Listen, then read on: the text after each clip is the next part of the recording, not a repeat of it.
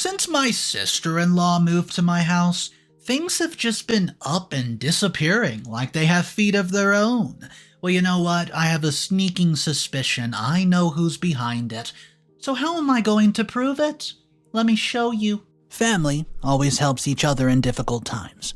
That's a universal truth that applies to any family of any kind, any race, anywhere on the planet. We're no exception. See, I married Lao 10 years ago, and living with an Asian family is something that radically changes your existence.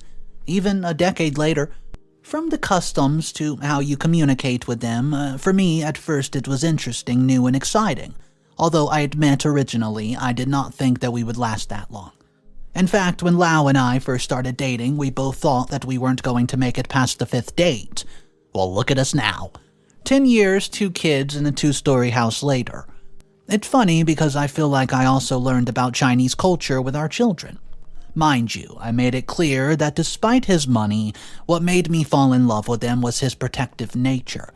He's very kind, yes, but he has never neglected business and he knows well how to deal with sudden mishaps. Like when he helped me with my aunt. Context. Years ago, one of my older aunts, my mom's sister, was diagnosed with breast cancer, leaving us all speechless like what happened. Neither short nor lazy, Lau just asked me how much does the treatment cost. He did not only contribute what was needed, but also gave, I think, 20% more just to keep my aunt afloat with household expenses. He's been revered in the family ever since. If there was an even greater moment of his display of duty, it was during one birthday, his grandmother's, which was when he had been married for 2 years with me. Mama Min was going to be 82 years of age, and they thought it was going to be her last birthday. So Lau wanted us to visit her, and he paid for my trip and everything, so I was able to see China, even under those conditions. But anyways, I say all this because I feel that I also have to be somewhat flexible about keeping family as a priority, putting it before my own comfort, of course, and, well, that's relative. You see, something happened yesterday. Lau's sister Jin, or as we call her Jinny, had a rather serious conflict with her husband, and in Lau's words, it all ended in divorce. With Jinny claiming that if they did not end the marriage, things might have ended in a physical way.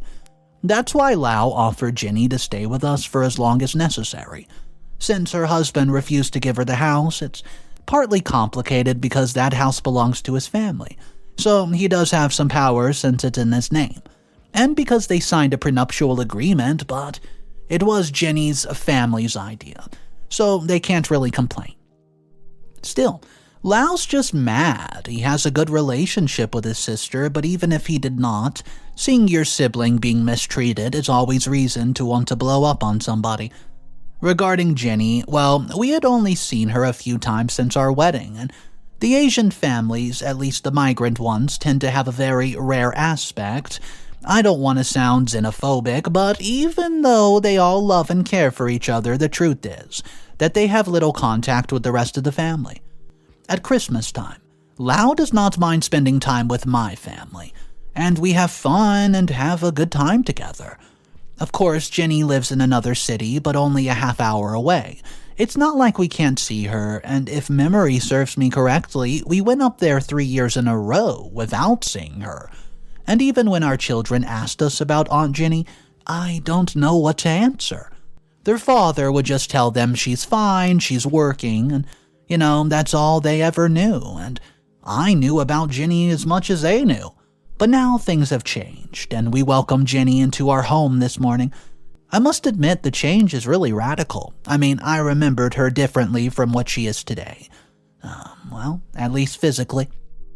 Now, she has more piercings and green highlights in her hair, and I know she's still very young, but such a noticeable change would perplex anyone. However, there's one positive thing, and that's her attitude.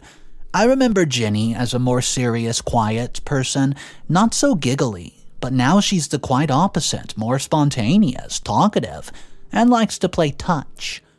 Touching a lot, hugging, pointing, giving little touches on the shoulder, to the point where it tends to get a bit uncomfortable.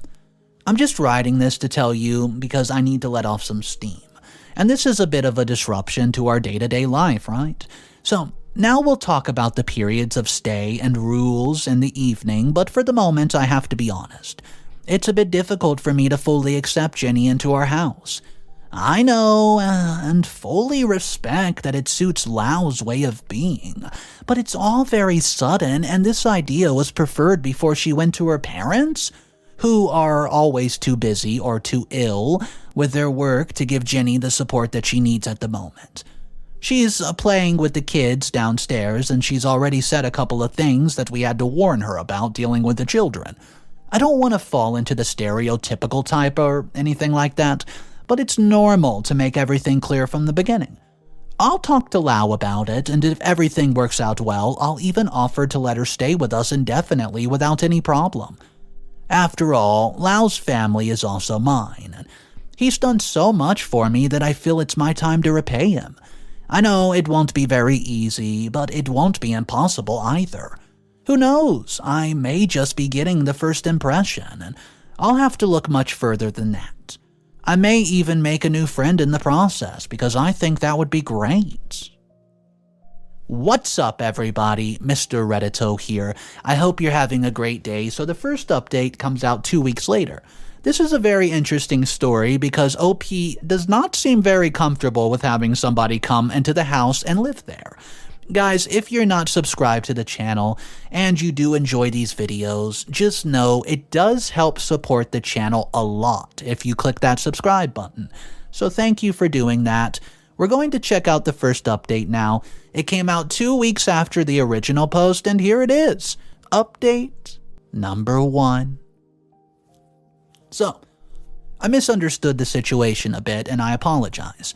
First impressions are very important, and I learned from Lau's family, but in this case, they shut me up. Jenny ended up being quite nice and helped us with just about everything that needed to be done.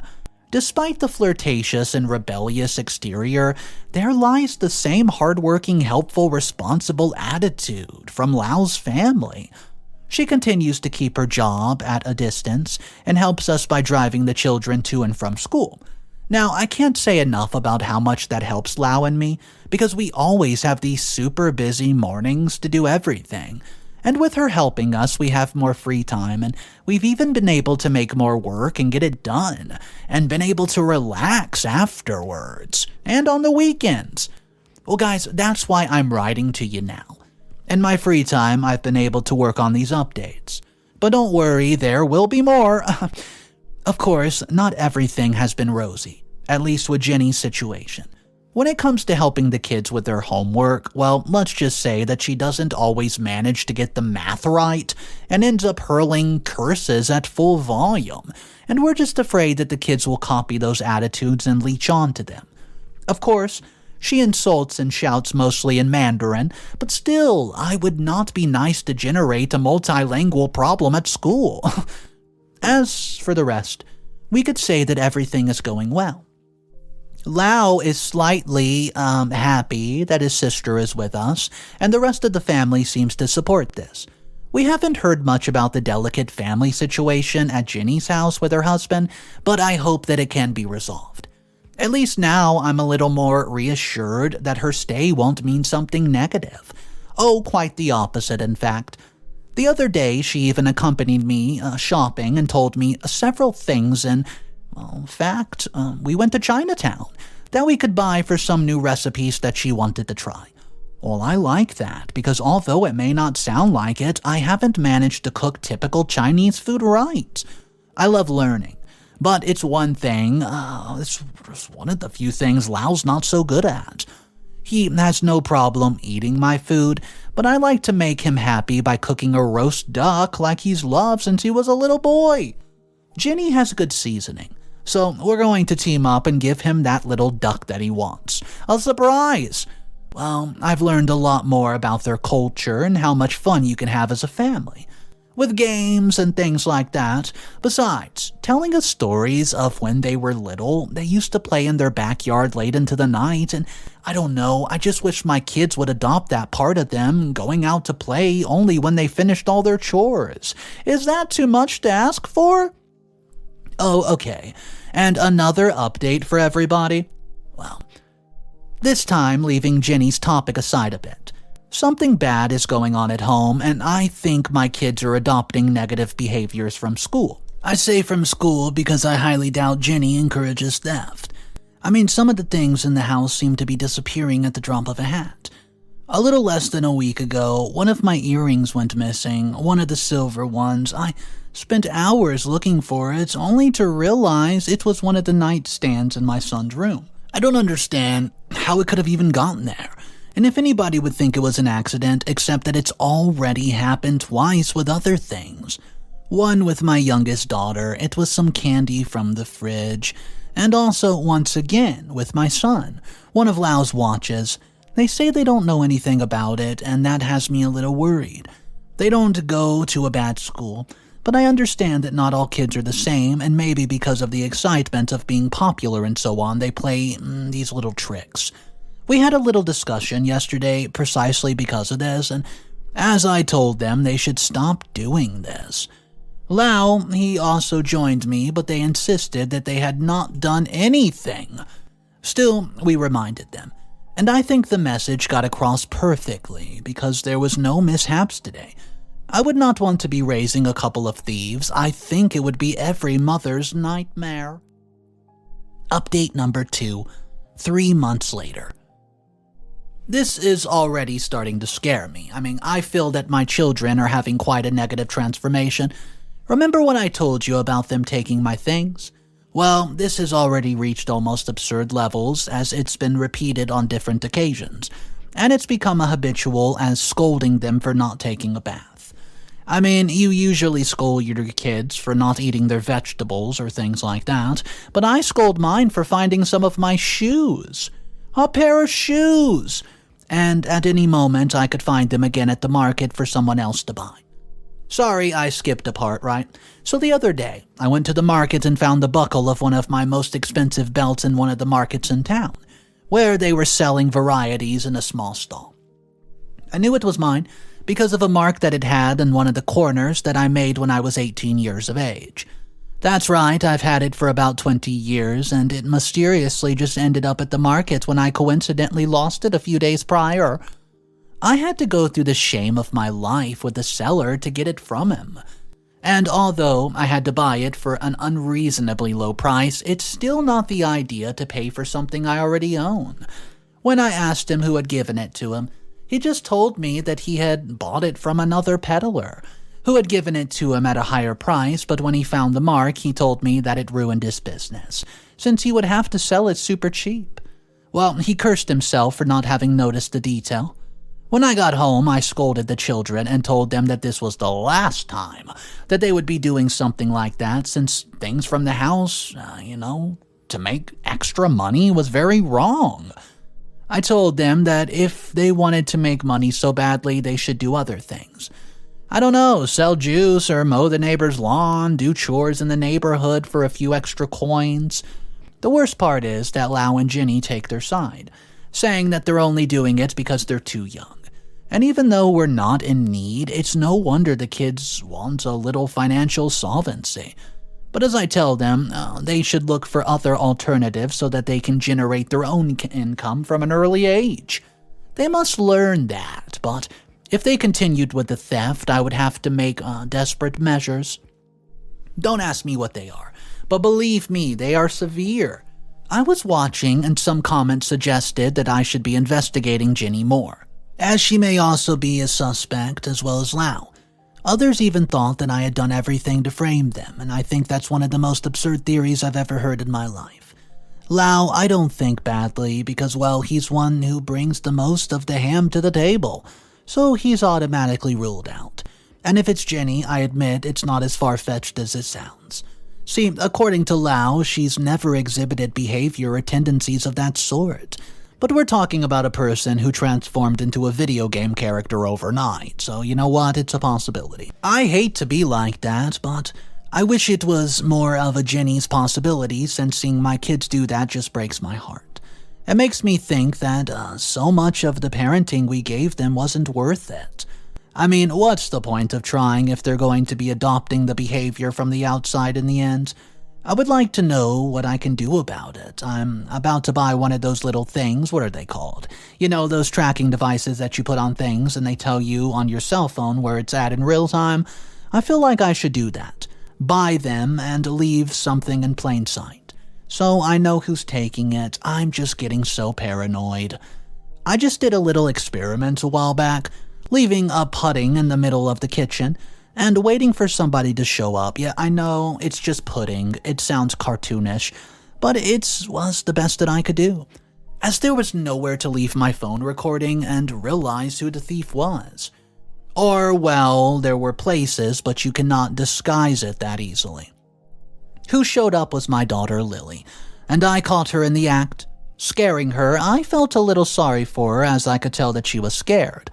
But when I told her that I was going to do with the pudding, she told me she was going to give it to me as it was the flavor I liked the most. Yes, my heart melted because of how she said it, and the truth is that I've had no way to deny that. She would just leave the kitchen instead of grabbing a spoon and eating it on the spot. I don't want them to come to think of me as such a blunt accuser. You know, that I do this precisely to protect them from bad decisions. I've taken it upon myself to go take them to school instead of Jenny, hoping to find some clue in the front yard, but everything looks normal. I may call both of their teachers to find out if they're exhibiting different behaviors in their classes. I'm keeping my fingers crossed that they're not. You guys better hope so, too. Update number 3, a month later. Chaos and mayhem have broken out in the household, and it's all Jenny's fault. Although it may not seem like it, I was aware of the comments about how she could be a suspect in the theft, and the truth is that I found some ways to prove it. The first was to leave things of value in arbitrary places, which, although it may not seem like it, kids don't know about those locations. You know, like a small shelf behind the washing machine where anyone with an appropriate height could notice the spot and could very well take the bait money I left there.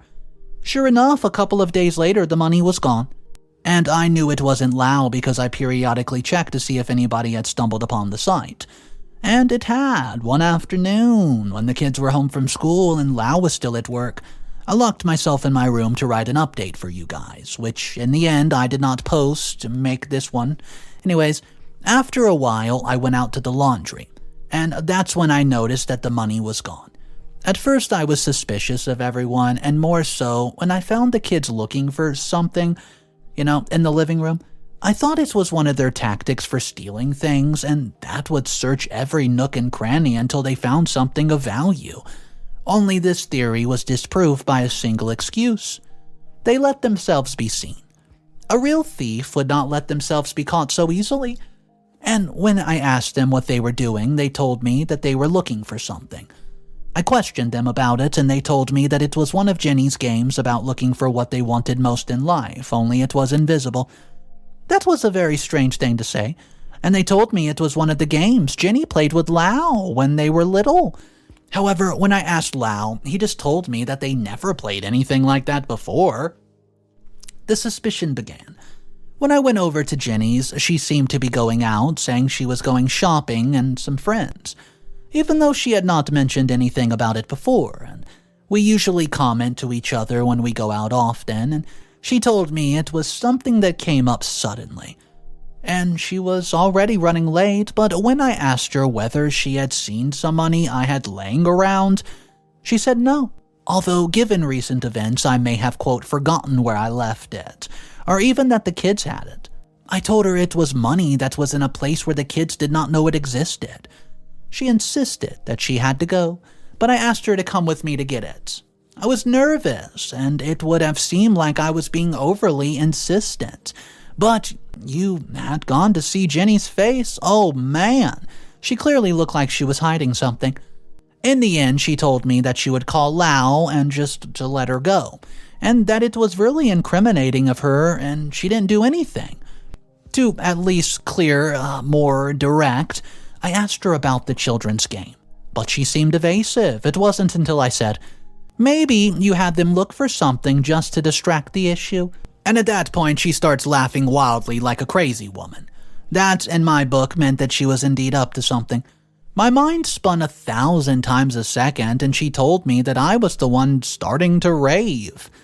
She asked me if I was on any pills, and I took that as an insult because she knew better. I let her go to the so-and-so mall, but told her that we'd be talking when she got back. She just said, yeah, whatever, and then went over to the kids telling them to stop looking for whatever Jenny had told them. Another thing that raised my suspicion was that she came home very late, reeking of alcohol, and rushed to her room. I'd unfortunately fallen asleep, and Lau, who had communicated with Jenny last, told me that he would be the mediator when we decided to talk. Him and his stupid neutrality. The next day, we had to deal with Jenny reeking of alcohol and vomit, and it wasn't until noon where we were able to sit down and talk with her, while she kept shaking her head from side to side. Even I got sleepy just looking at her. I started complaining to her about what we had talked about the day before. She told me she did not remember anything, and when she finally managed to coordinate two coherent thoughts, she started accusing me of being crazy, and at one point even used the word schizophrenia, which is terrible because we had to explain to the kids what it was. I felt quite embarrassed and attacked. Even though I never explicitly said that she was a thief, if I had the slightest suspicion before, now the suspicions were way much greater, and I wanted to get to the bottom of it. Lau, for his part, maintained his neutrality, but he did criticize Jenny for coming home drunk. When asked what money she did with it, she commented that it was a surprise raise that she got at work, setting my alarm bells ringing that much more, so I went so far as to bring up the theory that she was framing the kids from their stuff, and she just responded that we had found some of the items in the kids' room, so she's off the hook. The way I realized that she framed them to keep a low profile, I will now not only leave her on her paws in the street, but I'll charge her with the whole family to give her a better reprimandation than I can. I do have a little idea. Well, but it involves some money, and I'm sure I'm walking alone on it because if I tell Lau, he'll probably give me a million ifs and buts.